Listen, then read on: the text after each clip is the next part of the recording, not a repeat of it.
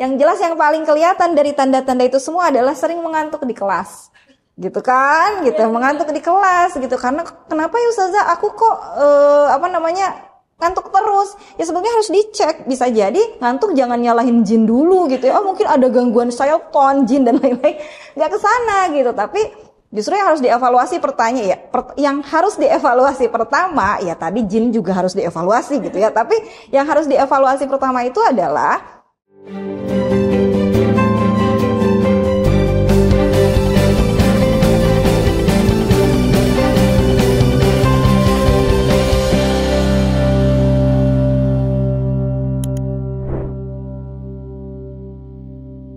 Assalamualaikum warahmatullahi wabarakatuh. Kembali lagi bertemu dengan saya Ummu Nafid. Kali ini insya Allah kita akan membicarakan terkait dengan kesehatan, khususnya kesehatan seorang muslimah. Apalagi muslimah itu adalah seorang santri gitu ya. Gimana nih Ustazah, buat muslimah-muslimah di luar sana buat menjaga dirinya gitu, sudah kan banyak nih terkadang lalai akan kebersihan pada diri mereka sendiri. Oke. Ya, menjadi hal yang sangat penting gitu ya bagi muslimah adalah menjaga kesehatan dirinya, menjaga kesehatan tubuhnya gitu ya. Kalau misalnya kita mau ungkap dulu secara filosofis gitu ya, kenapa sih harus sehat? Ya karena kan ibadah itu harus sehat gitu ya. Nikmat yang Allah berikan yang paling luar biasa setelah keimanan adalah nikmat sehat gitu ya. Jadi nikmat sehat itu adalah nikmat yang luar biasa setelah nikmat keimanan yang Allah berikan kepada kita sebagai seorang muslimah gitu.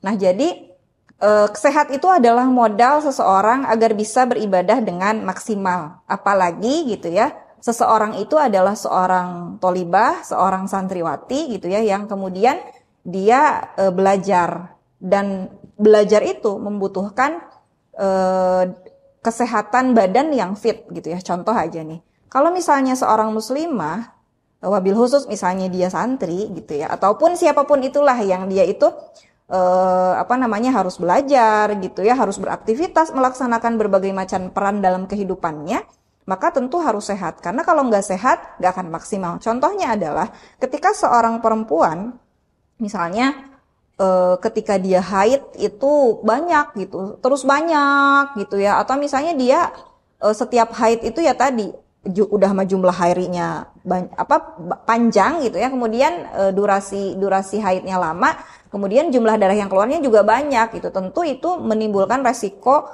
yang disebut dengan anemia gitu. Kalau misalnya bahasa awamnya mungkin dikatakan sebagai kurang darah gitu ya. Nanti tuh kalau misalnya kurang darah biasanya akan terjadi lemah, letih, lesu apalagi gitu ya. Yang jelas yang paling kelihatan dari tanda-tanda itu semua adalah sering mengantuk di kelas. Gitu kan? Gitu, mengantuk di kelas gitu. Karena kenapa ya Ustazah aku kok ngantuk terus? Ya sebenarnya harus dicek. Bisa jadi ngantuk jangan nyalahin jin dulu gitu ya. Oh mungkin ada gangguan syaitan, jin dan lain-lain. Nggak ke sana gitu. Tapi justru yang harus dievaluasi yang harus dievaluasi pertama ya tadi jin juga harus dievaluasi gitu ya. Tapi yang harus dievaluasi pertama itu adalah kira-kira saya tuh kekurangan darah nggak ya gitu. Karena kan darah itu kalau ingat pelajaran dulu waktu sekolah tuh gitu ya, darah itu berfungsi mengangkut oksigen ke seluruh jaringan yang ada di dalam tubuh kita gitu. Kalau misalnya si darah itu kekurangan hemoglobin namanya gitu ya, maka ya oksigen yang sampai ke area-area sekitar kita termasuk ke dalam otak kita gitu ya, itu ya berkurang. Padahal kan otak itu digunakan untuk aktivitas berpikir gitu ya. Untuk aktivitas berpikir yang baik dibutuhkan otak yang kemudian sehat dan prima gitu. Salah satunya adalah asupan oksigen ke dalam otak itu harus prima gitu ya. Nah, ketika seseorang itu tadi gitu ya kurang darahnya, tapi dia terus menerus berulang terus aja gitu, dia mengira haid yang banyak itu ya biasa aja, tanpa kemudian dia melakukan pencegahan selanjutnya gitu ya. Jadi terus menerus hingga sampai dia melewati fase berikutnya, kemudian dia menikah. Ini kita bicara jauh ya. Kalau misalnya nanti ketika dia sudah harus hamil misalnya gitu, jangka panjang, kemudian dia menjadi seorang istri, kemudian dia hamil, itu resikonya kalau kita tarik ke depan bahkan bisa ke resiko perdarahan saat melahirkan gitu. Jadi penting banget bagi muslimah gitu ya, menjaga kesehatan sejak dini. Jadi bukan karena ya udah sih sekarang sehat gitu, tapi bukan hanya sekedar ya udah menjaga kesehatan itu tuh buat sekarang, enggak. Tapi menjaga kesehatan kita hari ini adalah untuk kesehatan yang jangka panjang di masa yang akan datang gitu. Karena sebagai seorang ibu, sebagai seorang perempuan, sebagai seorang wanita kan kita punya tugas perkembangan melanjutkan generasi ke depan gitu ya. Ini mikirnya jauh nih. Wah, kok jauh amat Ustazah? Dari menjaga kesehatan kok jadi generasi ke depan? Ya memang iya, secara filosofi kan seperti itu gitu ya. Kita menjaga kesehatan hari ini adalah dalam rangka kita ini adalah kalian, bukan kita ya. Kalau saya udah jadi ibu gitu ya. Kalau teman-teman semua yang masih gadis kan calon ibu, calon penerus perjuangan kaum muslimin ke depan yang melahirkan generasi-generasi yang akan kemudian mengisi gitu ya peradaban ini dengan peradaban yang jauh lebih baik ke depan gitu. Itu soal kesehatan misalnya lagi haid tadi gitu. Belum lagi kesehatan-kesehatan yang lain gitu. Terutama kesehatan reproduksi. Mungkin nanti di di kesempatan berikutnya mungkin kita akan bisa bahas lebih detail khusus gitu ya terkait dengan kesehatan reproduksi. Kita sekarang spill aja dikit-dikit lah gitu ya. Misalnya terkait dengan kesehatan menjaga badan dulu deh kalau sekarang gitu ya. Misalnya kan hal-hal yang kayak mandi 2 kali sehari itu kan sebetulnya udah umum, tapi kan ada juga ya orang yang misalnya mungkin dia tinggal di tempat yang dingin, kemudian jadi males mandi. Pernah tuh saya ngisi di sebuah pondok yang dia itu pondoknya memang dingin gitu, jadi di atas gunung, jadi dia mandinya tuh cuman ya Ustazah kalau mandi ya kalau mandinya nggak setiap hari 2 kali, padahal kan standar ya mandi itu 2 kali sehari gitu ya. Kemudian soal gosok gigi aja, gosok gigi sebelum tidur gitu ya. Kalau saya tanya gitu ya, siapa yang rutin gosok gigi sebelum tidur gitu? Itu kan standar ya, kesehatan yang standar gitu, enggak yang mewah enggak. Tapi gosok gigi sebelum tidur aja, rata-rata ada aja yang belum jadi rutin gitu. Padahal kan, nih kalau misalnya mau ditarik lagi ke depan gitu ya, kalau seseorang punya gigi yang dia banyak berlubang, seseorang punya gigi berlubang gitu ya, kemudian tidak dilakukan perawatan gigi, itu nanti resikonya bisa sampai kemana coba? Kalau misalnya bisa sampai menyebabkan infeksi ke prematur bahkan, bayangin jauh banget kan gitu. Nggak bisa diceritain sekarang, kejauhan sekarang ya. Jadi misalnya seorang ibu itu kalau misalnya dia punya infeksi gigi, kemudian infeksinya dia bisa sampai mempengaruhi kepada kondisi kesehatan si janin kayak gitu. Apa di gigi aja segitu berpengaruhnya gitu ya. Belum lagi kalau berkaitan dengan kesehatan organ khusus reproduksi perempuan. Nah, sekarang banyak juga gitu ya para perempuan yang belum sadar gitu ya. Kemudian bagaimana sih cara memelihara atau menjaga kesehatan reproduksinya gitu. Padahal itu kan menjadi hal yang penting untuk kemudian diperhatikan karena tadi fungsi kedepannya tadi gitu ya. Ya mungkin nanti kita akan bahas secara khusus soal itu. Nah kemudian yang lainnya adalah berkaitan dengan menjaga kesegaran tubuh gitu ya.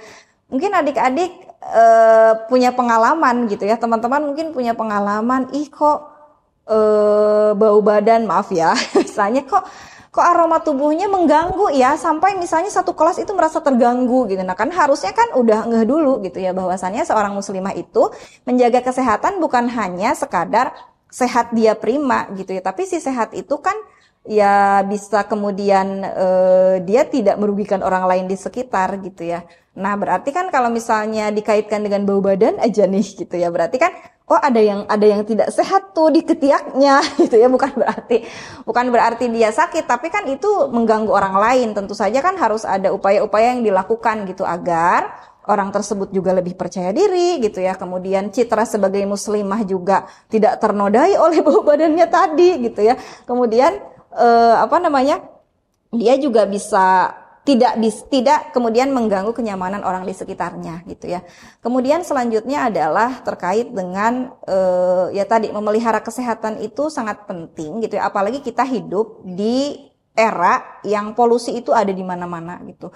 Kemudian kualitas makanan semakin kesini semakin menurun gitu ya. Kemudian konsumsi serat, konsumsi sayur dan buah juga menurun gitu ya. Nah ini penting kemudian menjaga vitalitas diri itu diantaranya dengan cara mengkonsumsi vitamin-vitamin yang dibutuhkan oleh tubuh gitu ya. Bisa vitamin yang kita beli gitu ya, atau misalnya vitamin yang berasal dari sayur-sayuran, buah-buahan. Tapi yang jelas ya harus gitu, apalagi udah tahu nih misalnya agendanya padat nih gitu ya. Misalnya agenda dalam sebulan ini kira-kira akan padat, atau misalnya udah mulai ada temen yang kemudian udah ada batuk-batuk tuh gitu ya, udah ada yang ingusan-ingusan tuh gitu ya. Nah maka tentu harus jangan cara biasa seperti biasa, nggak bisa gitu, tapi kita harus berupaya untuk ini udah ada yang mulai batuk pilek nih orang-orang sekitar, berarti kita harus memaksimalkan gitu ya upaya kita untuk lebih menjaga kesehatan tadi, misalnya dengan cara yang tadinya misalnya minum madunya 1 sendok misalnya jadi 2 sendok, yang tadinya mengkonsumsi habatus saudanya misalnya cuman pagi hari dan malam hari 1 tablet misalnya menjadi bertambah lagi gitu, karena tadi untuk upaya meningkatkan kesehatan itu tadi gitu ya. Karena belajar itu butuh sehat, belajar itu butuh konsentrasi gitu ya. Kalau misalnya kita konsentrasi kan bisa jadi lebih maksimal lagi gitu ya untuk kemudian belajar dengan maksimal. Maka dari itu jangan lupa agar senantiasa sehat gitu ya. Jangan lupa juga nih, selain sehat kita juga harus bahagia. Kalau misalnya kita sedih, kalau misalnya kita galau gitu, itu juga bisa berpengaruh terhadap kesehatan fisik kita. Gitu, karena tadi kalau kita stres gitu ya, di dalam otak kita akan mengeluarkan hormon stres, kemudian dari situ jadi menjalar kemana-mana gitu. Jadi selain menjaga kesehatan, menjaga kesehatan, kebahagiaan mental juga itu penting banget. Mungkin ini juga bisa jadi bahan kita selanjutnya gitu ya, terkait dengan kesehatan mental perempuan itu seperti apa. Itu mungkin dari saya. Wabillahi taufiq wal hidayah. Assalamualaikum warahmatullahi wabarakatuh.